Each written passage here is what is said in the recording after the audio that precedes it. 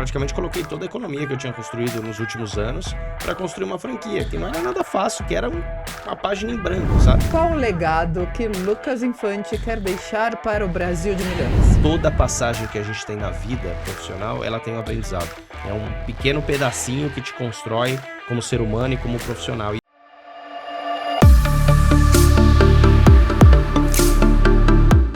Mais um Brasil de Milhões. Hoje, sua co-host Carla está aqui, sem Marcel, sem Rafa, infelizmente. Mandaram um abraço para todo mundo, mas eu não estou sozinha, é claro. Estou com um entrevistado maravilhoso nesse programa que a gente fala de tecnologia, fala de empreendedorismo, fala desse Brasilzão e das oportunidades que a gente tem por aqui. E o nosso convidado de hoje vem de Campinas, mas não mora mais lá. Morou na Espanha, trabalhou para a Ultragaz, trabalhou para o Carrefour na Espanha, tem uma história maravilhosa. E a maior inquietação da vida dele, o que fazer com tanto desperdício de comida que a gente tem em mercados, restaurantes e tudo mais, até porque às vezes, por lei, eu não posso nem doar um alimento que eu terminei de produzir. Então, o que fazer com tudo isso? E aí, lá por 2020 surge uma ideia, 2021 é lançado um aplicativo que se você não tem, tá na hora de baixar e conhecer. Tá aí por 8 capitais, fala aqui no meu ouvido. 10 capitais. 10 capitais. 100 municípios brasileiros. 100 municípios brasileiros. Estamos hoje com Lucas Infante, da Food to Save. Depois os meninos vão colocar um letter aí para deixar, ou um QR Code para deixar isso aí disponível para você baixar esse aplicativo, porque a hora que você baixar, você vai se apaixonar. E o Lucas Infante veio hoje contar um pouquinho dessa história. Bem-vindo, Lucas. Obrigado por aceitar nosso convite. Maravilha, obrigado. Dá um oi aí para nossa audiência. Fala, pessoal, tudo bem? Carla, obrigado. Pessoal que tá aqui, brigadão pelo convite, uma honra, muito legal. Bora falar sobre desperdício de alimentos, falar sobre tecnologia, falar de inovação, vai ser um prazer. Maravilha. Bora lá. A gente gosta de começar aqui o programa, Lucas, com uma perguntinha ligada ao nosso Brasil de Milhões.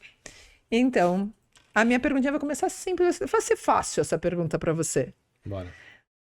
Qual o legado que Lucas Infante quer deixar para o Brasil de Milhões? Pô, maravilhoso. Ótima pergunta. Acho que antes de responder, acho que o Brasil, eu sempre falo isso, né? O Brasil, ao mesmo tempo que é um Brasil que tem tanta dificuldade, sofre tanto, é um celeiro de oportunidades, né? E celeiro de mentes brilhantes, né? De empreendedores e de pessoas disruptivas, mas também de corajosos, né? De viver, empreender nesse país que não é nada fácil. Eu acho que o grande legado eu descobri com a Food, né? A gente vai falar daqui a pouco, mas eu acho que o sentido da vida é o que eu vou olhar para trás e conseguir deixar. Começou sendo a minha filha, eu tenho uma filhinha de 3 anos, que é como é que eu deixo um mundo ainda melhor e se esse mundo existir, né? Então vamos trabalhar para que ele ainda seja habitável. Então, NASA disse que em 50 anos o Brasil não existe mais. Exato, por isso que vamos correr atrás, então acho que esse é o nosso papel aqui. Chegou num momento já que é alarmante, né? É desesperador, não é só emergencial, né? Então a gente já está no limite.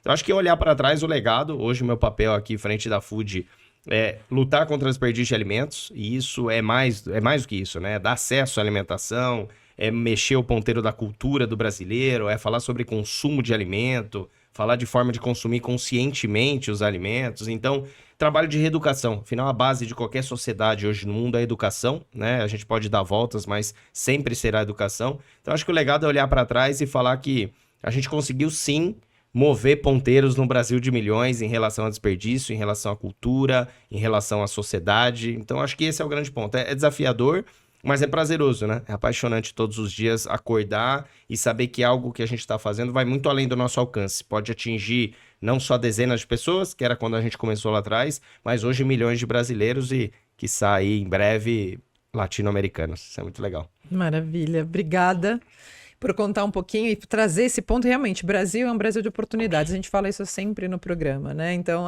toda a gente mania de querer olhar para fora e achar que tá tudo lá fora e o que a gente tem aqui ainda de Brasilzão para explorar e para trazer de bom, né? E aí a gente falou rapidinho, né? Eu acho que é legal a gente fazer um pequeno pitch para quem não conhece o aplicativo. Legal. Que cidades que tá, que capitais que está. Tô lá em Vitória, vou conseguir acessar, Legal. Vou poder usar. Show de bola. Bom, para quem não conhece, a Food to Save, ela é um app, né? Como ela é conhecida, a gente se denomina aí como Movimento contra o Desperdício de Alimentos, mas afinal a gente usa a tecnologia. Então nós somos um aplicativo de celular que conecta vários estabelecimentos de ramo alimentício. Então, a gente está falando de restaurante, de supermercado, de padaria, de cafeteria, vários estabelecimentos, a grande maioria, que possuem o que a gente chama de excedente de produção. Pessoal, não é sobra. Sobra de alimento é o que sobra no prato. É aquilo que ainda não tem mais condições de comer ou não tem condições higiênicas ali para você consumir, né? Então, é o excedente. É o produto próximo ao vencimento, produto que não foi consumido na vitrine da padaria ao longo do dia, seria descartado, simplesmente que a loja vai fechar e não pode recolocá-lo no dia seguinte, mas naquele dia tá bom. E aqueles produtos que geralmente eu falo de frutas e legumes, que esteticamente são imperfeitos, né? Aquele mamão que a senhorinha foi comprar, pôs o dedão na pontinha, ele acaba sendo rejeitado, mas ele ainda tá bom.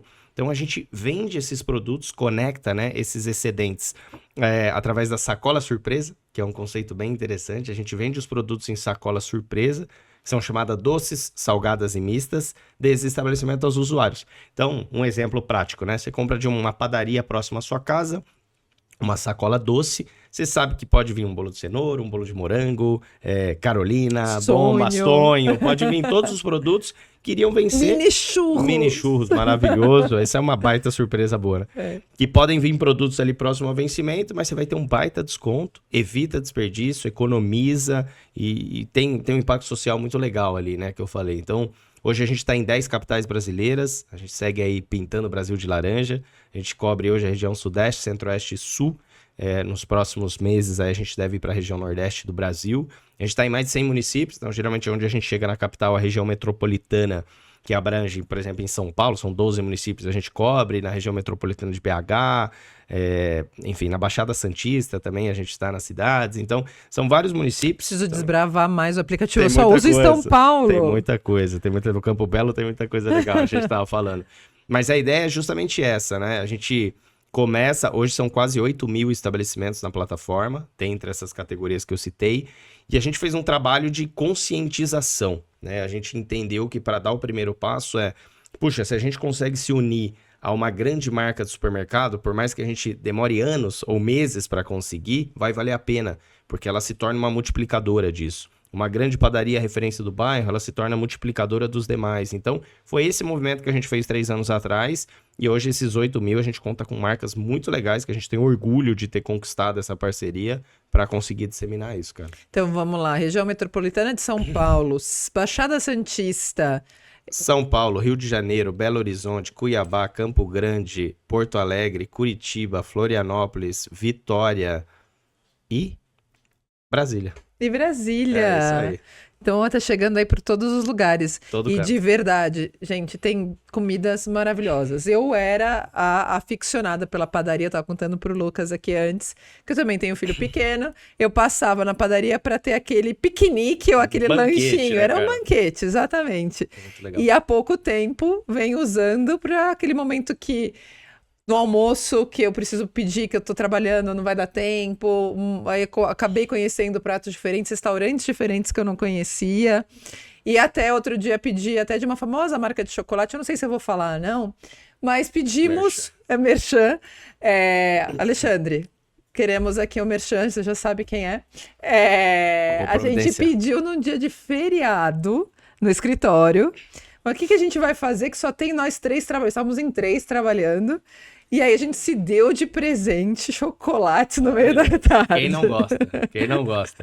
E não esperava achar no Food to Save, né? Que Porque legal. acho que foi realmente um crescente, como você disse, né? Então, Exato. começaram a entrar mais marcas. Hoje você pede um hortifruti, você pode pedir uma rotisserie de um supermercado perto da sua casa que você já conhece, você gosta da comida. Então, assim, gente, de verdade, é disruptivo o que fizeram, né? A gente estava comentando aqui de vários momentos que a gente conhece que você vê que está desperdiçando alimento e o Food Safe trazer essa facilidade e tudo mais, né? Então você tem a facilidade de retirar, a facilidade de pedir, né, para entregar delivery, né? Então fica a dica, fiquem de olho, tem esclarecimentos, são pouquinhas sacolas, mas vale a pena e não desista. Se um dia você entrou, não tinha aquela Isso é bom. sacola, entra de novo. Persista. Persista, né? Eu tenho umas marcas que eu já tenho até nos meus favoritos ali, Muito que eu bom. já entro olhando, né? E às vezes até fico triste, que eu vou para uma região que tem alguma que eu gosto, eu falo, putz, por que eu não... Antes de sair de casa eu já Não não peguei, comprei, né? porque agora que eu tô aqui já não tem mais. Já era. Mas tem coisas maravilhosas, né? Então, assim, vocês de todos esses lugares, deem uma olhada e conheçam. Mas vamos voltar à história de Lucas Infante, com essa inquietude, né? Diversas empresas aí que você passou.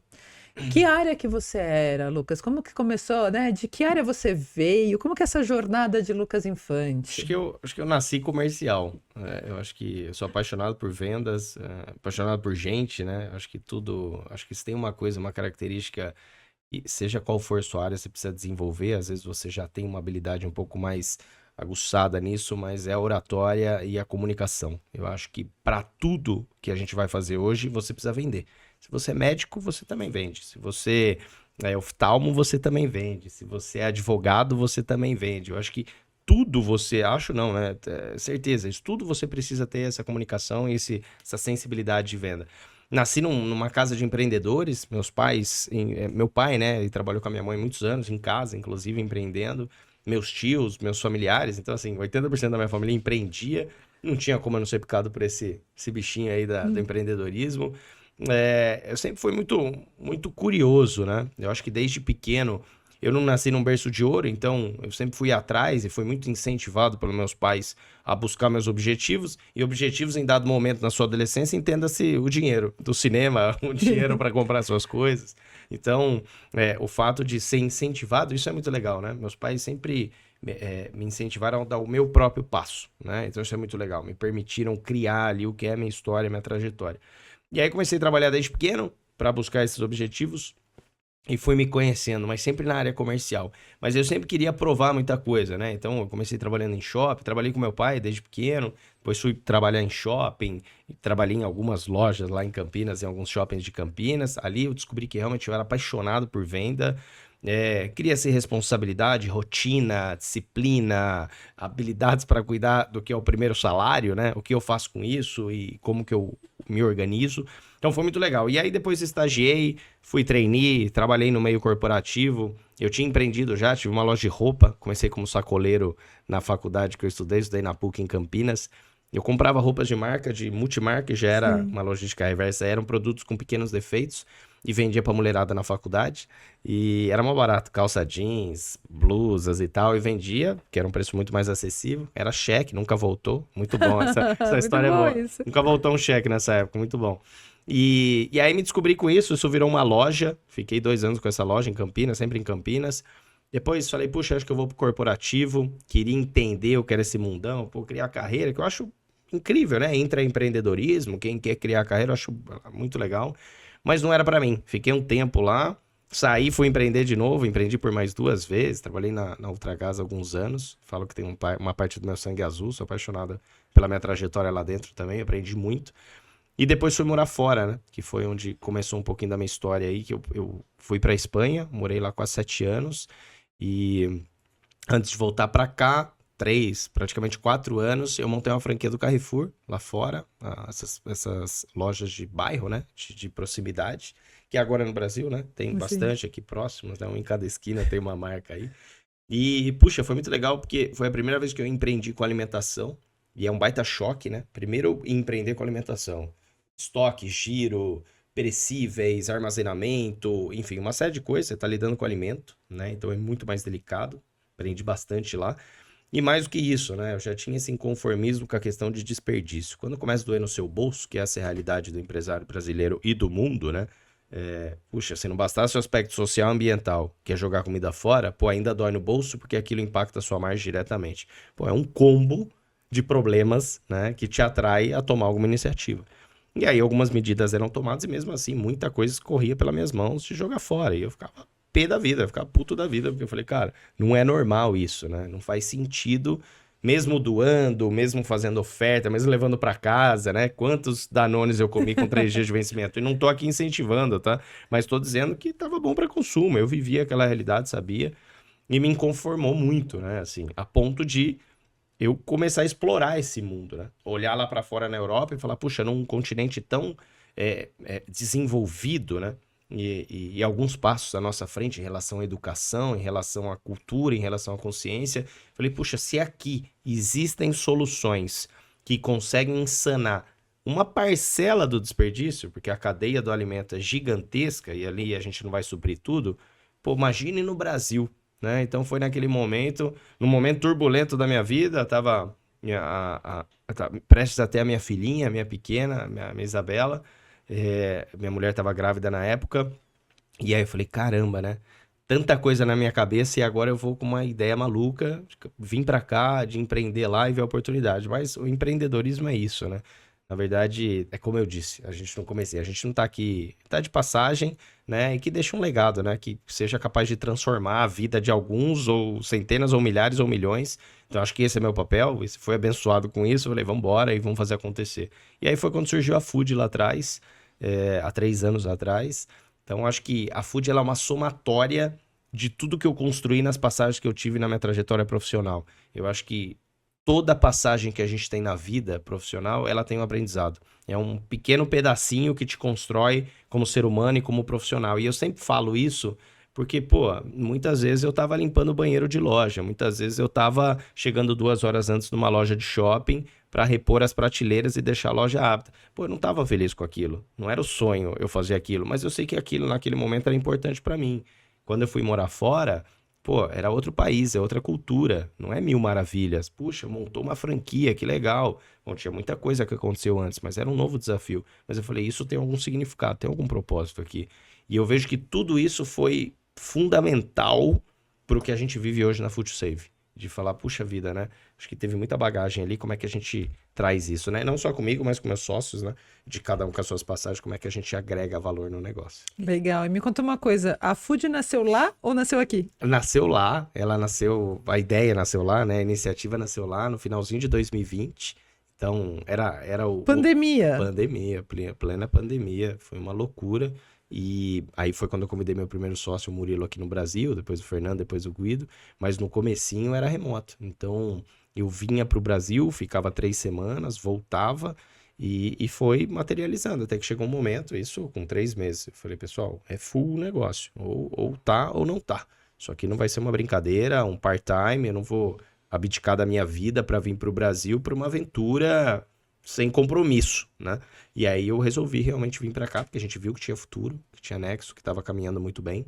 E aí vim para cá, vim embora pro Brasil, a gente começou, validou, né, o famoso MVP, viu que o negócio funcionava, e aí eu falei, vambora. E aí era a condição com os meninos lá, que eu chamo meus sócios lá, eu falei, olha, tem que estar 100% no jogo para fazer isso acontecer. E aí ficava nessa ida e vinda, ida e vinda. Legal. Você trouxe alguns pontos interessantes para a gente discutir. Até tem muito empreendedor ou pessoas que sonham em ser empreendedores que assistem a gente. Acho que é legal a gente trazer, né? Acho que uma das questões é a questão de compromisso, né? Então, quando entrar para o jogo total, né? E isso é saber sacrifício, é passar por várias dificuldades.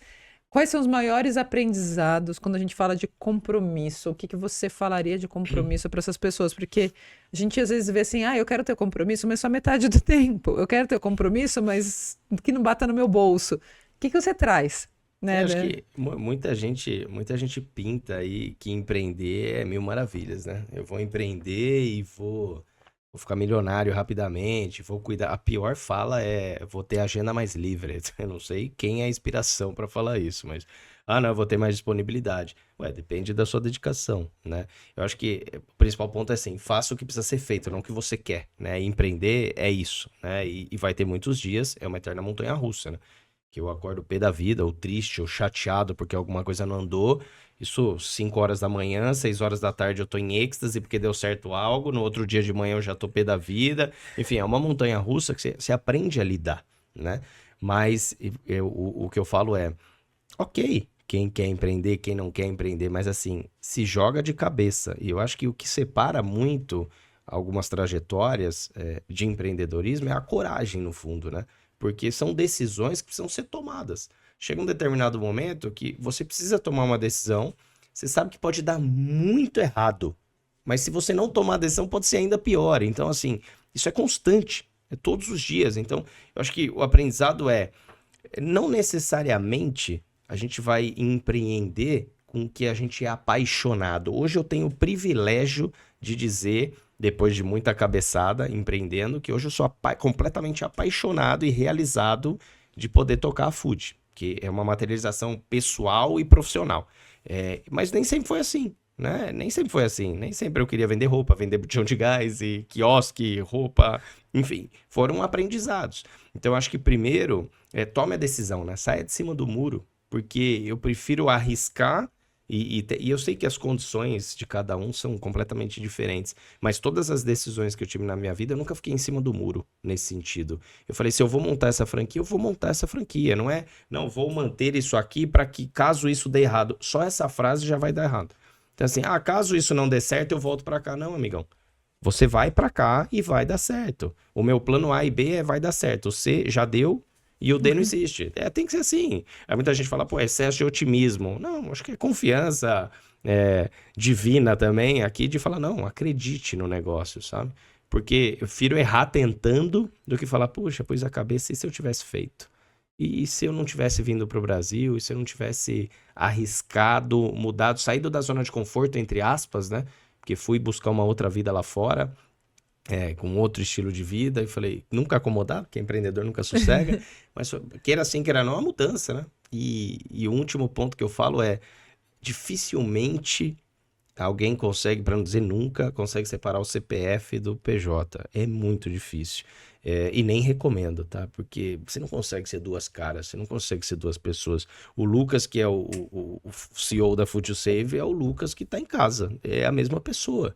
Não tem como. São seus valores que estão na mesa ali. A forma que eu vou lidar com o presidente de um grupo supermercadista é a mesma que eu vou lidar com o Manuel da padaria do meu bairro. Ou com o time. Então, é uma questão de valores, não vai mudar.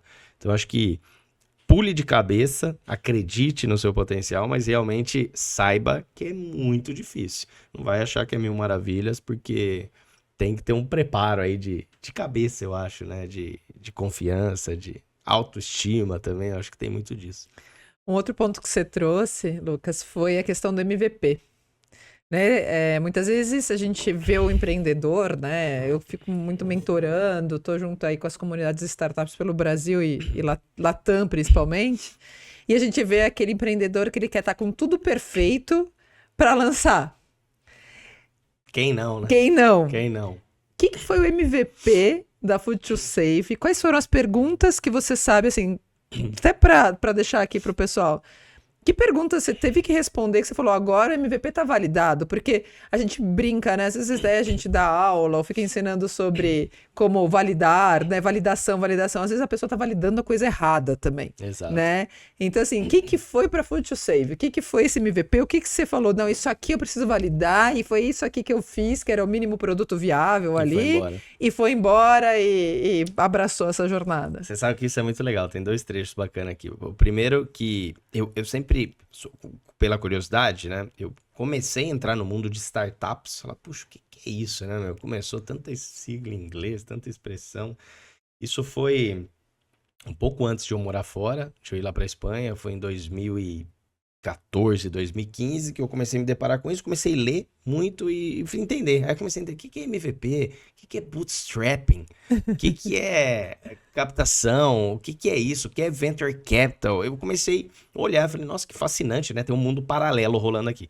E aí tinha a questão do MVP, né? Não, porque o Canvas, porque é o modelo, porque faz, ok. O modelo Canvas outro, né? Maravilhoso. E usei, eu acho incrível. Contanto que você execute. E é um bicho de 7 cabeças no começo, né? Porque aí você começa a olhar e o que eu vou pôr aqui, muito quadradinho, eu falei, eu não tenho a menor ideia do que eu vou endereçar aqui, porque planilha e PowerPoint aceita tudo, né? Mas o da Food foi muito curioso, porque assim, a gente nasceu com post-it na parede, né? Quando a gente fez o MVP, que eu vou falar, a gente não tinha nenhum nome ainda definido. A gente chegou com uma sacola nas padarias, uma sacola sem estampa, sem nada. Mas o mais interessante, pra você ver com... A vida foi generosa comigo, ou Deus foi muito generoso comigo, é que quando a gente começou, isso no comecinho de 2021, a gente falou, cara, a gente vai ser um app. Cara, mas, como vai ser um app? Não sabe nem o modelo ainda está validado, mas a gente falava isso, né? Eu falava muito, não, mas, acho que a ideia no futuro, distante ou não, vai ser um app. E eu tava na Espanha. Eu fui atrás de alguma software house, não tinha nenhum amigo de tech na minha vida para me alertar. Eu fui atrás de uma software house e contratei uma software house para criar o app. Para criar o app, o que seria o primeiro esqueleto do app. E veja só, né? Não recomendo, tá, pessoal? Isso é dicas de o que não fazer. Aí fui atrás dessa software house, estando lá, porque já que eu tava lá era mais fácil a comunicação. E beleza, indo e vindo pro Brasil. E a gente veio validar o modelo. O que era validar, né? Já volto aqui na software house.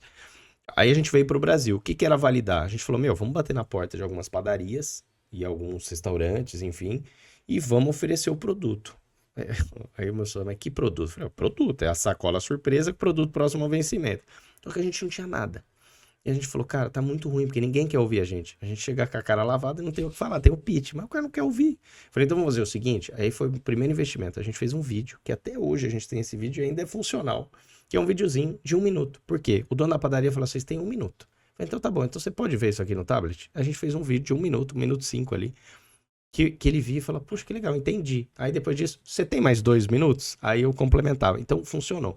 A gente tomou vários nãos na cara e tomou 2 sims de algumas padarias ali da região do Ipiranga, da Vila Mariana.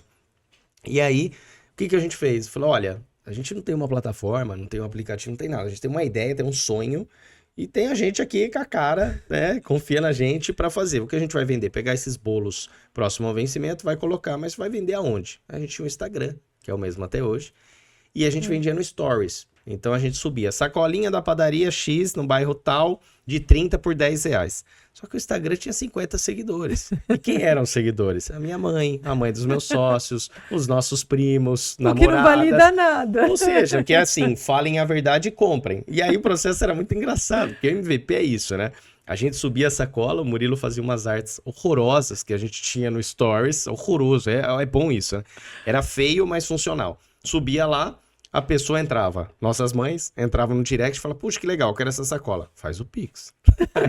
Fazia o Pix, fazia a transferência, mandava o comprovante no direct, a gente recebia e mandava. Ou seja, a gente pagava para entregar. Mas o que a gente pedia, pessoal? Primeiro, feedback sincero. Pô, foi um lixo. Não, foi legal. Puxa, interessante. A gente pedia um feedback real, ligava para todo mundo. E mais do que isso, e tem outra coisa. Pô, gostou minimamente? Posta no seu Stories. Galera, comprei essa sacolinha, a gente tá começando ali, vocês já viram? Ah, mas eu só tenho 100 seguidores. Não importa. Se 10 pessoas virem, já é o suficiente. E a gente começou. Enquanto isso, a empresa lá em Málaga, né, onde eu morava, desenvolvendo o aplicativo. Bom, resumo da ópera, para partir isso, né? Tomei um golpe, né? Era um golpista lá, o cara vivia nos Estados Unidos, voltava para a Espanha, ele fez um mock-up e por certo tempo me enganou muito bem, porque eu era leigo nesse tema, né? E criou um mockup, que a gente ia interagindo com o mockup, interagindo com a plataforma, mas no fundo era um mockup que ele comprou em uma plataforma, criou por trás, sumiu. Enfim, fez isso com várias outras pessoas, a gente perdeu uma grana. Pô, foi uma lástima, assim, né? A gente estava no Brasil, uma ligação lá, depois sumiu o telefone, nunca mais, enfim, né? Acho que coisas de aprendizado. Mas que deu um empurrão na nossa vida monstruoso. Porque eu falei, gente, se isso aconteceu, tem um significado. A gente tava colocando a carroça na frente dos cavalos aí. Vamos fazer o seguinte, vamos começar no Instagram, pessoal. Vamos seguir no Instagram. E aí, certo dia, um dos sócios, o Fernando, falou, cara, e se a gente fizesse um site? Porra, é muito mais barato, né? Vários aplicativos começaram com site. Pô, vambora. Sei lá, 4 mil reais, 5 mil reais um site na época. Hoje, inteligência artificial, nem isso. Nem isso. E aí a gente criou o site, pô, a experiência ficou melhor, Carla. Pô, você olhava, porque o Instagram era horrível, né? Assim, não tinha muita coisa, né? Não tinha o que fazer ali. E aí o site é legal, pô, a gente criou uma carinha, já criou um layout diferente, aí colocou uma plataforma de pagamento, né? Então você podia pagar pelo site, trouxe credibilidade, confiança. Para depois de quase 1 ano a gente lançar o app. Então, assim, não dá pra colocar as coisas na frente. Quem nasce perfeito nasce morto, né? Mas eu precisei pagar pra ver. Apesar de ter lido isso muitas vezes, paguei pra ver, né? E aí, hoje é um app. Hoje é 100% app, nosso canal. Mas o MVP é sai pra rua. Não adianta ficar lendo teoria, vendo vídeo, fazendo curso. Isso é importante, sim. Eu fiz bastante coisa, li muita coisa, altas madrugadas lendo, de curioso, mas executa. Porque não tem coisa mais valiosa do que a rua para te dizer o seu modelo. O dono da padaria falar para mim, Lucas, isso aqui é uma loucura, bicho. Eu tenho uma padaria que é de 2ª geração, você não vai me inventar moda de vender bolo próximo ao vencimento numa sacola que ninguém sabe qual é o bolo. E o consumidor... Ele nem sabe se é bolo. Ele nem sabe se é bolo. E o consumidor fala, gente, mas eu não gosto de bolo de cenoura, veio merengue, veio não sei o quê. E a gente começou a ver que sim, tinha uma possibilidade. E o MVP é o momento de se ajustar. Foi o momento que a gente entendeu que ia ter sacola doce, salgada e mista. Foi o momento que a gente entendeu que num Brasil, nascendo em São Paulo, era inviável não ter delivery no app. para começar a disseminar, dado que a gente não podia escolher o bairro. Ah, tem uma padaria lá na Tatuapé que quer... Opa, vamos pro Tatuapé. Ah, tem uma na Saúde, bora, porque é o que tinha, né? Então, MVP é isso, vai pra rua executar. Eu conheci essa jornada de startup, é legal porque a gente conhece muita gente boa, eu fico muito feliz com isso. E tem muita gente que tá alguns passos atrás e muita gente tá milhares de passos à frente, né? E a gente sempre acaba falando sobre isso. Por que você errou? Eu não quero saber. A história boa eu já leio. A gente já vê aí, né? O que você errou? O que as cagadas você fez aí? Porque eu quero aprender. E essa é legal, né? Fala, cara, não faz isso, cara. Não contrata o Júnior, não faz isso. A gente é teimoso, né? Porque escuta e faz, Sim. né? Mas MVP é isso, sabe? Vai na rua, pratica com quem tem, com o recurso que tem, até ter uma condição melhor. Foi o que a gente fez. Uma sacola de papel, uma padaria que disse sim e alguns familiares. É isso. E depois a gente começou a validar, sabe? Muita gente, puxa, vou ensaiar, vou desenhar um site, a hora que tiver perfeito eu vou lançar. Vou validar já o preço. Não, calma, já vou validar se entrega, se não entrega, não. O preço a gente definiu, o percentual, a gente fez um estudo baseado em alguns players de fora do Brasil na época, mas deu tudo errado. A margem não fechava, o custo com o delivery, nossa, totalmente negativo. Depois ajusta, entendeu? Quem vai dizer é o público, né? É a padaria, o restaurante e os consumidores, né? Que é legal. Legal. Aqui você trouxe também outros grandes insights. Eu vou querer explorar várias coisinhas, porque é isso, né? Acho que a gente contar o que não deu certo é ótimo, né? E assim, né? Até para esclarecer mockup. Muita gente não sabe o que é mockup. Mockup é basicamente você criar uma coisa que é só a casca. Isso. Hoje em dia, você faz mockups que são funcionais, é que a gente também às vezes chama de boneco, né? Você consegue navegar nele, mas é tudo sem tecnologia por trás, é sem realmente só a carinha, é visual, só a carinha. Né? É tão real que me enganou, né? Não, e a gente usa, né? Assim, as grandes empresas hoje usam quando a gente quer testar também usabilidade, né? Então, às vezes você vai para um mockup para testar a visibilidade, a acessibilidade, o uso e tal, né? Mas assim, ótimo aprendizado, porque realmente, você já quero fazer, vou contratar, você não conhece direito, né? E aí eu quero voltar em mais um ponto que você trouxe, que eu acho que é muito legal falar, né? Sócios.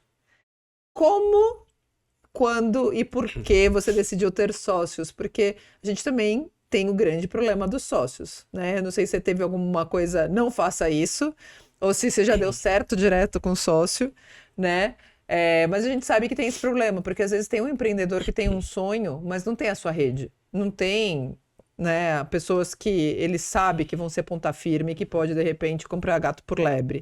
Sim. Então, sócios, esse capítulo sócios, Lucas. Esse capítulo é legal. Esse eu acho que tem 2 capítulos que eu li bastante, esse eu segui à risca, que era a parte jurídica de uma startup e a parte societária. Isso eu cansei de ler, porque era tanta advertência, falou, meu, olha isso, olha isso, olha isso. Bom, acho que primeiro, o momento que eu entendi que teria sócio. Primeiro que eu tava na Espanha, e eu falei, cara, tem uma ideia muito legal aqui, e eu preciso de alguém que já tá nesse meio. Aí eu convidei o Murilo na época, e ele já tinha trabalhado comigo. Eu falei, cara, tô com uma ideia maluca e ele é um cara que topa tudo, sabe? Então eu falei, cara, bora, vamos... Você tinha já uma história com ele? Já tinha uma história legal com ele lá na própria Ultragás. A gente já se conhecia de grandes amigos aí. Eu falei, cara, vou chamar esse maluco aí porque ele vai topar. E topou.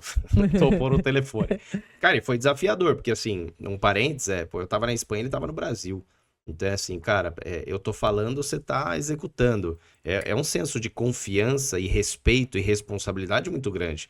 Você topa isso? Porque eu tenho que estar aqui, minha filha vai nascer por um tempo, muita coisa ele fez sozinho. Pô, vai atrás do papel, vamos ali, a gente alinhado, né? Tudo muito alinhado, mas isso é muito real. Logo no começo, cara, quando a gente começou, o Murilo era muito vendas e marketing e eu muito mais comercial, né? E eu falei, cara, a gente vai precisar de alguém de operações e vai ter um momento, precisa de alguém de tecnologia, isso aqui é um app e tal.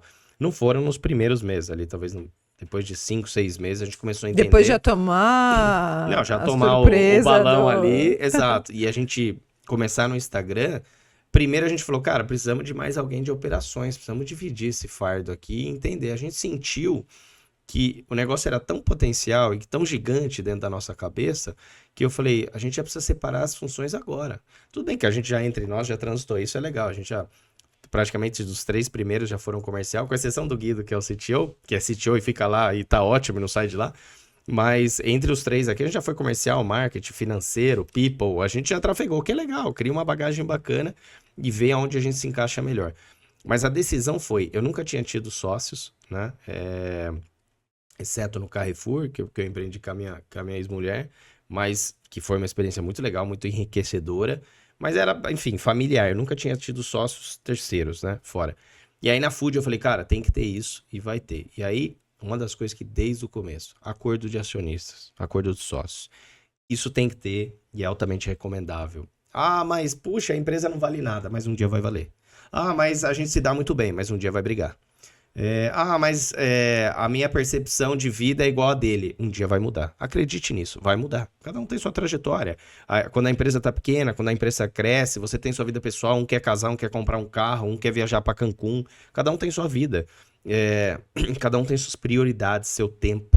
Então, ter um acordo de sócios é no momento do caos. E haverá caos. Eu não conheço nenhuma sociedade que não tem estresse. Estresse em prol do negócio. Não estou falando que entre no pessoal, mas pode até entrar, mas é importante ter isso, né? E eu acho que o segundo ponto é alinhamento de expectativa, né? Então, quando a gente documenta isso e convida uma pessoa, é uma baita responsabilidade, né? Primeiro que ela confia em você, né? A verdade é essa, né? Não tem nada, né? Então, poxa, confio em você, Lucas, que legal. Bom, a gente vai criar um documento, né? Um contrato social, e vai ter um percentual. Pô, mas a empresa tem valuation? Não, vamos descobrir aqui quanto que é. Então eu fiz isso desde o começo. No D0. No D0. E isso foi legal, porque é uma das coisas que todo lugar que eu lia e me informava cuide de um bom jurídico. Então a gente tem um advogado que tá com a gente desde o comecinho, que é um grande amigo. E tem o outro que é o acordo societário. Contrato social e acordo societário. Enfim, e aí depois vão desencadeando outras coisas. Mas isso é fundamental. Fundamental. Porque tá claro. Puxa, em algum momento de caos, estresse ali, eu me esqueci. Não, tá aqui, ó, te lembrei, sabe? Então, tem vários caminhos, mas é importante isso. É importante porque dita o ritmo do negócio, não vira uma distração isso, evita discussões paralelas que não sejam em prol do negócio. Então, acho que é altamente recomendável você ter um advogado, eu não estou dizendo um grande escritório, até porque não tinha nem condições de ter um grande escritório, mas procure um advogado que conheça minimamente de startups, de contratos societários, acordo de cotistas e tudo mais, e foi o que a gente, acordo societário, perdão, que foi o que a gente fez lá atrás. E até você, né, aqui, quando você fala, né, do D0, você chamou o Murilo, foi desenhar isso, né? E aí você até colocou aqui na história que teve um momento que você fala assim, agora é todo mundo compromisso 100%. Exato. Esse acordo nasceu antes de até ter esse compromisso 100%. Esse acordo ele saiu, cara, porque eu tava mudando completamente minha vida. Eu mudei completamente minha vida. Minha filha mora ainda fora do Brasil. Então eu mudei a minha vida, né? Ao invés de eu ir pra lá, vir pra cá todas as vezes, eu vou pra lá agora visitá-la com muita frequência. Então minha vida virou de cabeça pra baixo. Num momento que eu achei que eu tinha mudado o padrão de vida do que eu pretendia ali. Então eu falei, cara, eu não tô aqui pra brincadeira. Então eu deixo muito claro, eu sempre uso com o time inteiro, alinhamento de expectativa. Você quer entrar nessa jornada? Não tem nada certo, não tem nada definido, não tem salário. Esquece, não tinha salário, a gente ficou muito tempo sem salário. Por quê? Ele tinha o trabalho dele, eu tinha minhas economias, eu falei, cara, a gente tenta arrancar a hora que vê que é viável, prioridade é a empresa. E foi assim, aí com o Fernando foi assim, com o Guido foi assim, são os três. E eu falei, gente, ou é 100% ou é 100%, não tem 90 e 10. Ah, mas eu não, se der certo, então tá fora. Então foi muito legal, porque os três foi muito alinhado. Claro que, né, tinha 2 deles que já estavam bem empregados e falou, cara, eu preciso só fazer uma transição, super respeito, obviamente, né? Puxa, passar o bastão, explicar a situação e fizemos essa passagem, mas foi muito claro. Ou pula de cabeça, porque assim, se der certo, a gente vai estar junto. Mas se der errado, também estaremos juntos. E estaremos mesmo, pô, de se recolocar, de se ajudar. Falei, vambora. Mas assim, não dá pra achar que eu vou ter você só de manhã olhando pro negócio e o negócio pegando. A cabeça é outra. A gente varava à noite. A gente começou dentro de um depósito de gás, que é da onde a gente vinha, numa salinha que de um amigo que tinha um depósito e uma sala ociosa. A gente começou uma salinha de, sei lá, menor que essa sala, uma bancada, um banheiro e uma cafeteira. É isso. Aí a gente levava o computador e ficava lá, varava à noite, pensando, escrevendo em lousa, na parede.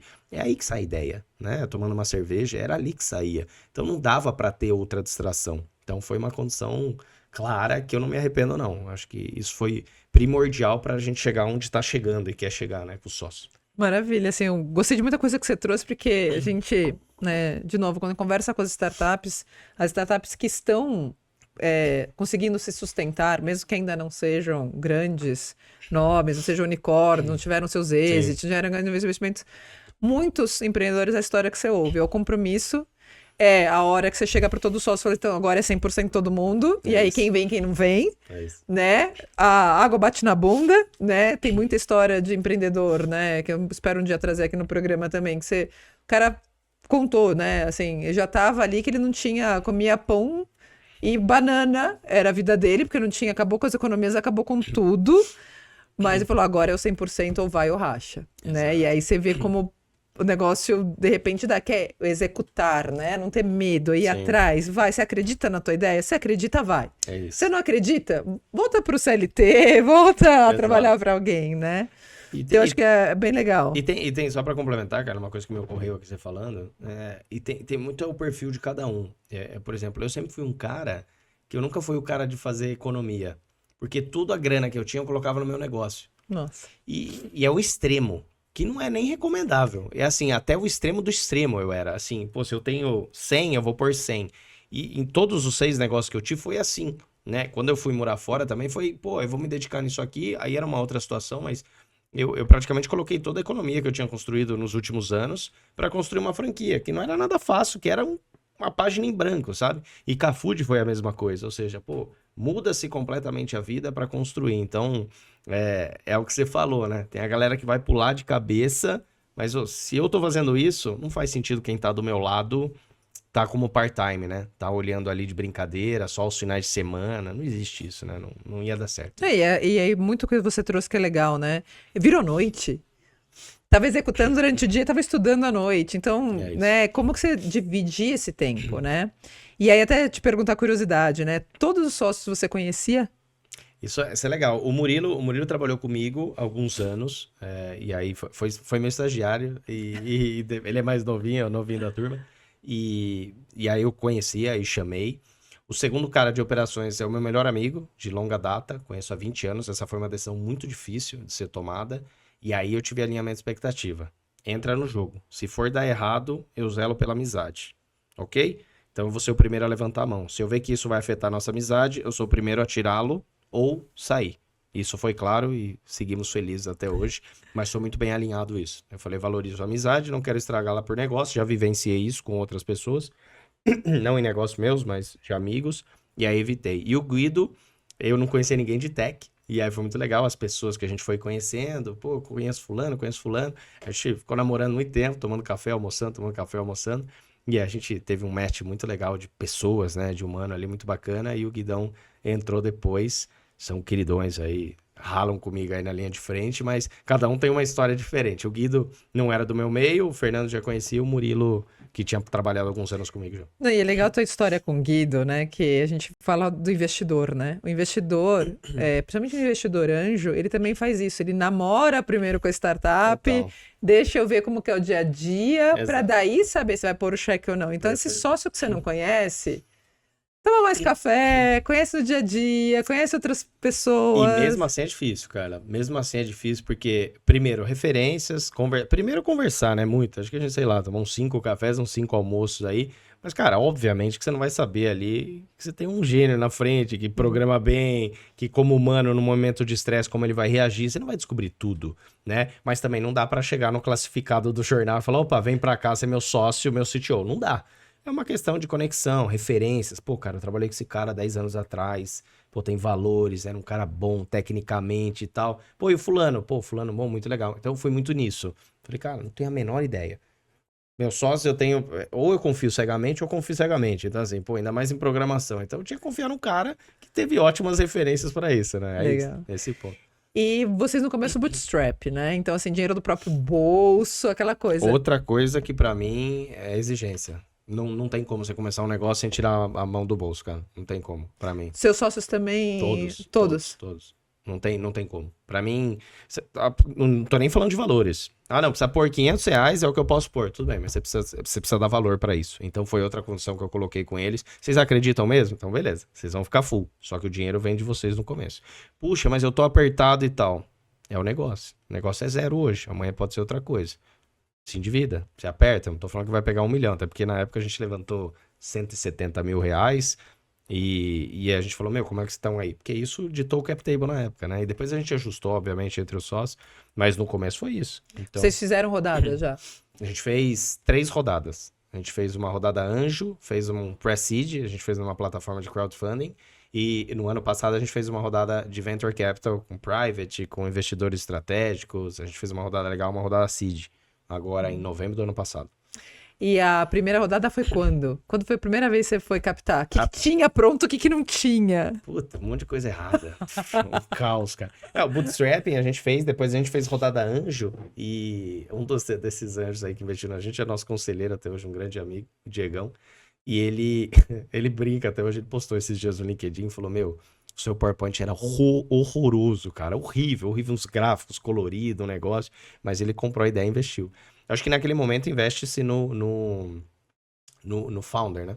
No corpo ali das pessoas ali, nos sócios. E foi isso que eles investiram. Na ideia e na paixão, no tesão que a gente tava para fazer aquele negócio acontecer. Fosse aquilo, vender melancia. Mas enfim, tava comprando a gente. Então naquele momento a gente tinha muita coisa. Tinha uma projeção que não significava nada e vendendo, sei lá, 5 sacolas por dia. Era isso. Já tinha o app, não? Não, tinha Ainda nada. tava Tinha no nada, site? tinha nada, Ou tinha tava no nada. Instagram? O Onde que site tava? tava ainda esqueletão, meio travado e tal. Acreditou Já mesmo. tinha passado o MVP? Já, tava- MVP assim, né? A gente já tava, sei lá, tinha uns 10 estabelecimentos em São Paulo, não tinha nada. Mas a gente seguia prospectando e tal, e mostrou, tem um modelo e tinha algumas referências fora do Brasil. Então a gente começou a endereçar isso. Quando a gente fez a rodada na plataforma de crowdfunding, a gente já tinha faturamento. Era baixo, era coisa de $500 mil no ano, a gente faturou, mas pô, pra quem não tinha nada, né? Aí quando a gente faturou lá, já tinha uma projeção bem interessante pro ano seguinte. Isso foi 22 para 23, né? 22, final de 22. E aí quando a gente captou, aí foi mais interessante, porque aí começou a trazer visibilidade, foi quando a gente teve o primeiro boom no TikTok, que caiu o site do ar, porque teve um monte de acesso. A gente só vendia na Vila Mariana e olha lá e tava acesso na Bahia. Falei, não vai resolver muita coisa. Mas foi uma experiência muito legal. E aí depois, aí óbvio, né? Aí vai se ajustando. Isso na época de crowdfunding a gente tinha, sei lá, 15 pessoas, 14, 15 pessoas.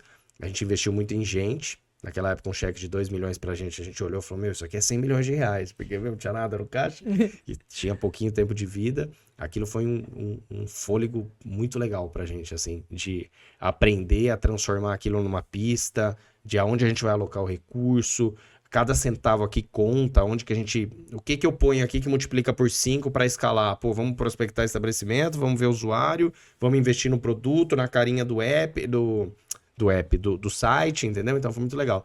E depois, aí no ano passado, já com tração, faturamento, time 3 vezes maior, aí a gente fez uma rodada bem legal, que é focada na nossa expansão, que é o que a gente está fazendo hoje no Brasil, que é expandir o modelo principalmente nas capitais brasileiras, mas também nas regiões metropolitanas, por enquanto, né? Pra gente expandir esse Quem modelo. sabe atender Bahia, que derrubou Deus o site. quiser, tem muita ali. gente, tem muito baiano querendo que a gente suba lá. Então, tem muita imagina. gente. Chegaremos lá. Muito legal. Muito legal, todos esses pontos, né? E aí você até comentou aqui do valuation, né? Sim. Acho que muita startup começa com o PPT querendo já ter o valuation da sua startup. Difícil isso também. Algum erro, alguma história para contar? Porra, vários. Eu li em todo lugar. Como é que eu vou fazer um valuation de algo que não existe, que eu não sei como vai ser e eu não sei quanto vai faturar, porque eu não tenho nem a precificação do negócio. Meu, isso aí foi um baita desafio pra mim. Eu quebrei a cabeça com isso. E aí, o que eu fui fazer? Eu fui, cara de pau, conversar com muita gente. Bicho, o que eu faço aqui? Eu fui conversar com muita gente, de financeiro, amigo, que já tinha empresa tradicional, algumas de startup, que eu tava começando a me familiarizar. E eu falei, cara, o que eu monto, né? Pô, sei lá, você faz o cálculo do que você pretende faturar por ano, que é o ARR, multiplica. Eu falei, mas eu não sei quanto eu vou faturar no mês que vem, como é que eu vou calcular do ano? Não, faz uma estimativa aí. Aí você fazia a estimativa, chegava lá para bater lá para falar, não, mas isso tá muito alto. Mas eu falei, qual que é a sua referência, então? É muito difícil, né? Porque eu não tinha o que fazer. Então, o que a gente começou a fazer é várias contas, né? Então, fluxo de caixa ajustado, projeção de receita, tentamos pegar várias informações do que é lá fora, de alguns players semelhantes. Pô, o quanto ele fatura, com que tamanho. Eu comecei a cruzar várias métricas para falar, bom, vou tentar chegar. Então, na primeira rodada, que foi de anjo, foi legal. Porque os investidores anjos já têm um conhecimento, né? Mínimo ali. E aí, foi legal porque quando a gente chegou no número, foram 4 ou 5 investidores anjo, todos falaram, pô, tá super ok, tá um valor ok. E faz sentido. Eu falei, pô, que legal, né? Que bom, Cheguei! né? Cheguei no número, né? Pelo menos demos um start nisso aqui. E foi muito legal, Carla, porque aí eu entendi o que era a composição. E aí depois, na outra rodada, aí tem ajusta aqui, ajusta ali, não, mas pode ser, agora tem a variável tal, mas agora a gente entendeu, né, o que é a construção de valuation, o que potencializa, né, o valor de mercado da empresa, que hoje é um papel, né, é o papel, mas é o que o mercado paga, né, é o que o mercado entende que é o valor da Food hoje, da Food Legal. Save. E até trazer aqui uma outra pergunta para você, né? Que acho que é legal a gente também trazer aqui algumas provocações, né? Você falou, ó, hoje eu tenho o valor da Food, eu já sei algumas coisas que eu não sabia, né? Várias coisas. E uma pergunta que às vezes até é muito discutido, né? Você falou do legado lá no começo, Sim. né? E você vê a Food aí como um grande legado. E tem muita gente que hoje fala que quer empreender porque quer vender a startup, não porque quer construir um negócio ou construir um legado. Algum momento passou isso na sua cabeça, ou conhece alguma história, ou tem alguma coisa a dizer para quem acha que, né, que a gente falou, né, é o cara que quer começar a startup, acha que vai ficar rico rápido, vou ter um negócio, já vou vender, já vai virar outra coisa. O que a gente pode dizer aí nessa história, né? Se eu disser que eu construí a Food para ser vendida, isso é verdade, realmente é uma mentira, né? Porque quando eu construí a Food, eu tava aprendendo sobre isso, né? Imagine pensar num exit, né? Então eu falei, não, eu quero construir um negócio que eu acredito, que tem um propósito gigante e tem um modelo de negócio aqui que além de ter impacto real, ele gera valor para todo mundo. Então eu falei, pô, então não é isso. Segundo ponto é que nessa trajetória, aí você começa a se familiarizar. Pô, tanta gente que teve exit e tal, mas também tanta história que você fala, puxa, sei lá, 8 anos empreendendo, uma baita jornada, envolvendo sua vida pessoal, saúde, família, amigos e tudo que você se abdica, para depois ser vendido e talvez aquilo sumir, né? Sumir, ser incorporado e tal. Isso eu não quero para Food. Isso eu realmente tenho muito claro na minha cabeça.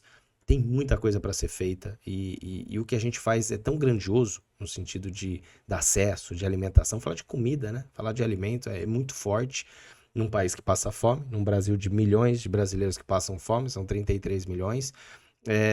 Eu não consigo pensar nisso agora. Eu consigo pensar em como é que eu potencializo isso para o Brasil. Como é que eu levo isso para América Latina, que tem tanto país vizinho que sofre do mesmo que a gente, né? Na mesma situação. Então, eu não consigo, de verdade. Até porque, se a gente coloca dinheiro na frente, não vai construir da forma que está construindo agora. Então, eu dou muito valor para isso. A gente vai chegar lá, né? Sempre tem um vai chegar lá, né? Já está construindo, não era nada. Hoje a gente vive do negócio, emprega quase 100 pessoas, famílias que estão junto. Pô, eu fico muito realizado. Tanta gente que está envolvida e é beneficiada, né, nesse projeto, no modelo. Eu falo, pô, quando acontecer, vai ser da melhor forma e vai ter que ser algo que mantenha essa nossa jornada de pé. Legal. Que mantenha esse propósito aceso. Porque, de verdade, é ruim você pensar, puxa, tudo que eu tô fazendo, toda a reviravolta da minha vida, chegar, sei lá, daqui 5 anos... Pô, foi vendido. Pô, legal, puta história de sucesso. Mas e aí? O que aconteceu com a Food? O impacto continuou o mesmo ou triplicou? Ou quadruplicou? Eu tenho muito isso comigo, assim, no meu coração, porque eu falo, pô, não é só de brincadeira, cara. Tem muita noite que eu não durmo, cara. Tem muito estresse aqui, engorda, emagrece, vai, fica doido, toma remédio. Não é fácil, não. Perde o cabelo. Pô, a cabelo, isso aí já não tinha como. Isso aí já não tinha como, só piorou. Mas eu acho que é isso, sabe? Então, tem gente que vende, ok, tem os caras aí que já tem serial, né? Que já tem, sei lá, 5 empresas e vende. Eu acho animal. Mas eu tenho um apego, um zelo muito grande que digo, não é que eu não vá vender se isso acontecer para a empresa, acontecer, mas a gente vai ser muito cauteloso, os sócios são muito alinhados de para quem, né? Como isso vai gerar impacto. E da gente continuar fazendo parte, né? Obviamente. E é bom dizer que eu só fiz a brincadeira do cabelo com o Lucas, porque ele fez essa brincadeira não, agora há pouco. Isso aqui é Libertadores. É Libertadores, é maravilhoso. É maravilhoso. Agora, né, aqui, infelizmente, Marcel e Rafa não estão aqui, mas eles iam falar que eu sou a menina do ESG, tá? Sou a menina da sustentabilidade aqui do grupo. Então, eu vou querer levar um pouquinho a conversa para esse lado, agora, nossos minutos finais. Porque, assim, legal, Food Save está reduzindo o desperdício, está trazendo acessibilidade a alimentos, apesar de que, às vezes, né, se a gente olhar o quanto ela alcança, o valor do ticket médio ainda pode ser muito distante para muita gente, mas a gente estava falando agora há pouco de outras coisas que a Food faz, Uhum. que realmente estão com esse olhar para essas pessoas que não têm condições, que conseguem amarrar outras pontas, Sim. né? Tem os seus programas dentro da Food e que ninguém conhece, né? Queria que você contasse um pouquinho, se puder, dessa história também. Legal. Eu acho que, bom, começando, eu acho que a gente pratica o ESG para muita gente que nem sabe o que essa sigla significa, né? Então, quando a gente chega num comerciante de uma padaria tradicional, de uma cafeteria, de bairro, né? Muita gente não está nem familiarizado com isso, mas ele vê na prática, ou ela, que todos os dias joga comida fora, que minimamente isso gera um impacto muito negativo, socialmente falando e ambientalmente falando. Então, a gente começa a disseminar, eu falo que está na nossa essência, né? Praticar a sustentabilidade, né? Então, ia falar, cara, você não joga fora e ainda dá acesso às pessoas a comprarem. E aí, o que a gente estava falando, né? É as conexões que nós criamos entre os seres ali, os humanos, né? Os food savers que a gente fala, de várias iniciativas ou formas de comprar, formas que cada um vê a solução. Muita gente que não está vendo desconto e nem precisa comprar pelo desconto, mas compra para fazer uma doação, compra para fazer um café sustentável no escritório, compra porque acha a iniciativa muito bacana, no sentido de falar, puxa, parece tão pouca coisa, mas eu estou contribuindo e ao mesmo tempo é bastante, né? Então, a gente consegue entrar nesses aspectos. Então, do fato ambiental, né?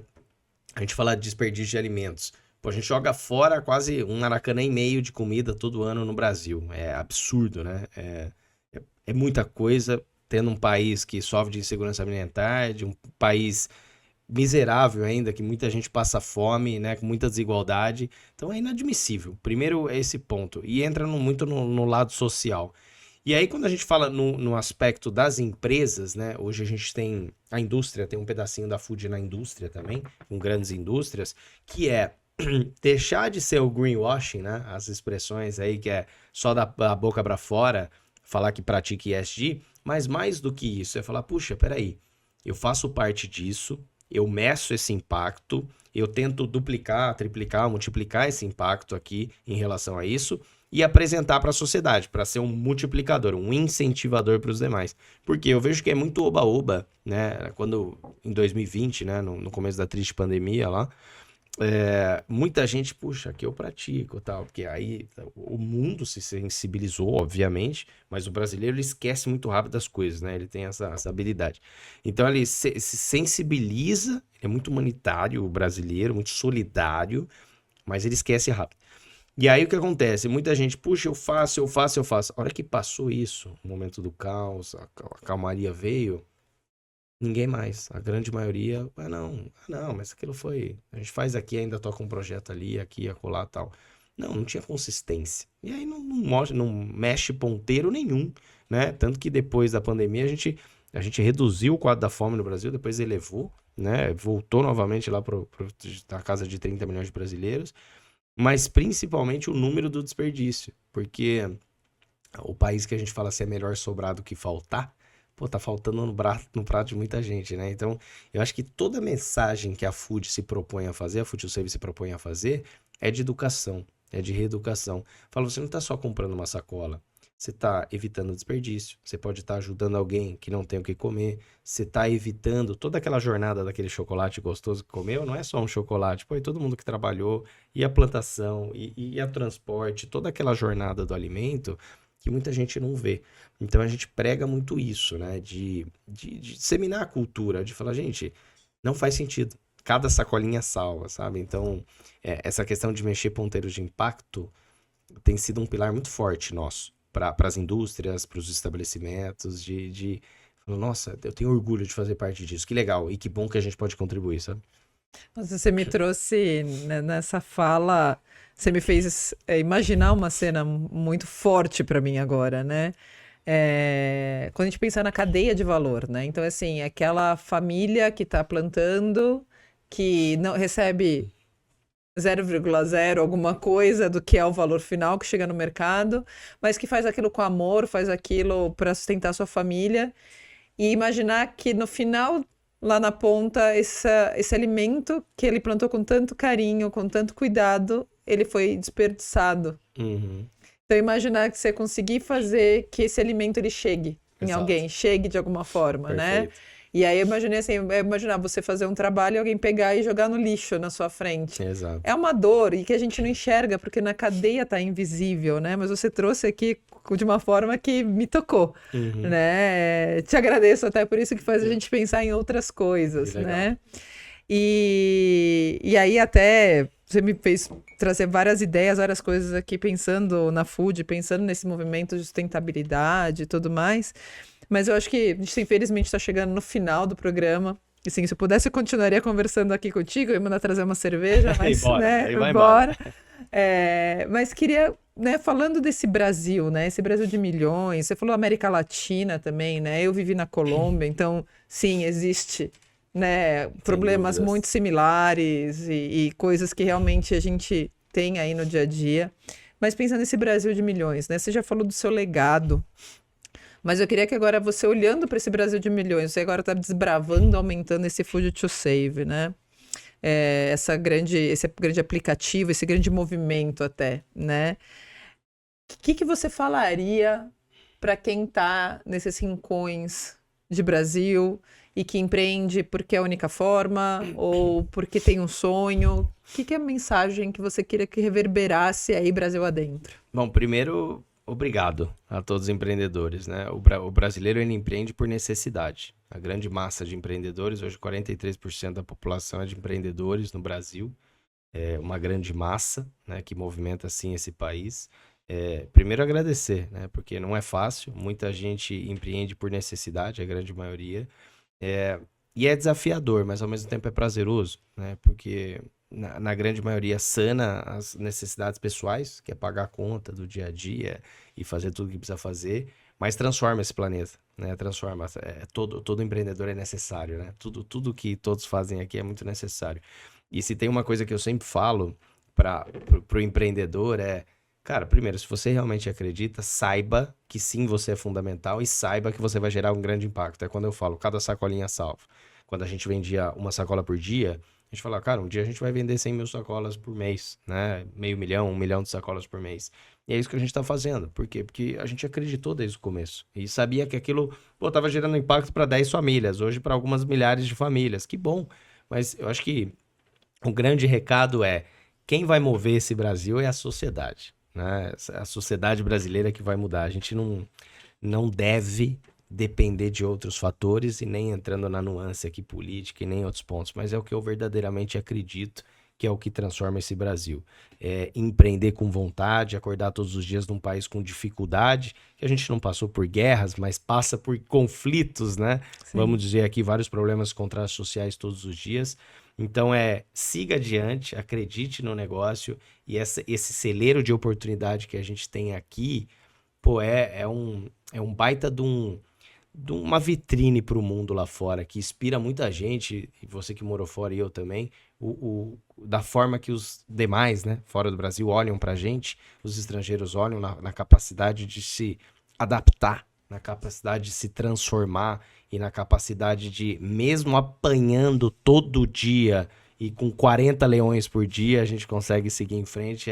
Continue em frente, siga em frente, porque sim, a gente tem a capacidade de mudar a realidade do Brasil, que sem sombra de dúvidas é maravilhoso e a gente tem que cuidar dele aqui, né? Acho que a nossa nação querida depende da gente, não depende de mais ninguém, né? Então a gente já é muito abençoado por natureza, cabe a nós fazer nosso papel aqui. Maravilha. Agora eu vou te dar aquele minutinho, porque quem chegou até o final com a gente, quem está assistindo, deve estar se perguntando, tá, eu tenho um estabelecimento que vende comida. Maravilha. Como eu chego na Food Save? Maravilha. Pessoal, qualquer estabelecimento do ramo alimentício, então você tem uma padaria, você tem uma cafeteria, um restaurante, supermercado, você trabalha lá, gostou da ideia e quer indicar, nosso site, www.foodtosave.com.br, tem lá em cima, Seja Parceiro, né? A gente vai colocar lá no... Boa, legal. Tem o Seja Parceiro, você preenche um formulário, nosso time entra em contato. Nas redes sociais tem o Linktree ali, também tem um perfilzinho ali do Seja Parceiro. Todos os canais, em LinkedIn, no meu LinkedIn, no da própria Food to Save. O que não faltam é espaço. E para quem quer se tornar um food saver, baixa o app, né? Android, iOS, Food to Save direto. Então, tá lá, a gente tá 1 ano e meio no top 10 aplicativos de delivery mais baixados, ali ao lado de Gigantes também, que tá um baita orgulho. Então, pô, um prazerzaço. Conta lá. Não tô nessas capitais, não tô nessas cidades. Boa. Posso ficar te mandando porque eu quero que o meu estabelecimento esteja lá ou porque eu quero que os estabelecimentos estejam na minha região ali, porque eu quero usar o Food Save Maravilhoso, devem. A gente, nos mesmos canais que eu falei, quando você tá em alguma localidade que a gente ainda não chegou, a gente vai computando isso. Então, Legal. quando eu brinquei aqui da Bahia, é real. Por exemplo, a gente pega Natal, Recife, Salvador, Fortaleza e tudo mais, a gente tem muitos usuários e a gente ainda não chegou lá. E tem muito estabelecimento querendo entrar. Então, é legal porque a gente já cria uma base, né? A gente se antecipa a isso. Isso acontece todo o tempo, muito bacana. Então, por favor, peçam que a gente vai chegar. Legal. E quando você comprar um Food Save, usar o aplicativo, faz aquele vídeo, como lá no começo, Lucas contou que a família fez. Vamos contar essa história para mais gente, vamos disputar mais sacolinha, né? Porque a gente sabe que às vezes é limitado, mas vamos criar essa corrente do bem, até de disputa do bem, para que mais alimento seja salvo e para que mais coisas sejam, né, construídas juntos nesse país maravilhoso e com tantos lugares que está a Food to Save. Lucas, queria te agradecer muito pela tua presença hoje. Obrigado você. Foi um bate-papo maravilhoso. Você que está com a gente, você sabe que a gente está aí com, acho que é o 14º, 15º programa, a gente já tem alguns aí. Se você não assistiu os anteriores, tem histórias maravilhosas também, empreendedores como o Lucas, empreendedores seriais também que tiveram por aqui.